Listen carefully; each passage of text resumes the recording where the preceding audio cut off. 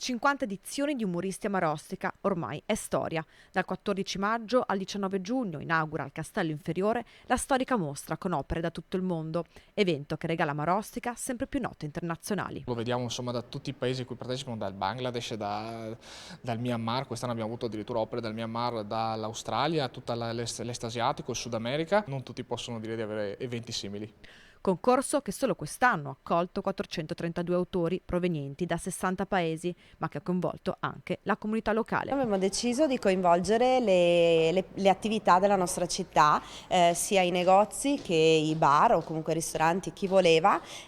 Abbiamo chiesto loro di esporre delle cartoline, che sono 39 opere vincitrici di questi 50 anni, che abbiamo rappresentato appunto e raffigurato nelle cartoline, che saranno a disposizione in alcuni negozi. L'elenco dei negozi sarà esposto nella mostra appunto, e un visitatore della mostra potrà andare alla ricerca di queste cartoline, che non saranno qui in castello ma saranno appunto sparse in giro per la città, potrà andare alla ricerca e collezionare queste cartoline. Un evento che coinvolge anche il commercio in città. Una caccia al tesoro, decisamente.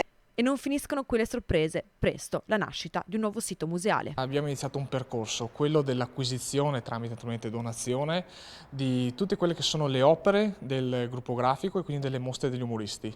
Si tratta di più di 10.000 opere che troveranno finalmente una sede consona e soprattutto che verranno messe in sicurezza e disponibili per i posteri, nel senso che tutte le opere verranno catalogate, verranno scannerizzate, quindi verrà creato il formato digitale proprio per poterle conservare nel tempo e rendere accessibili a tutti.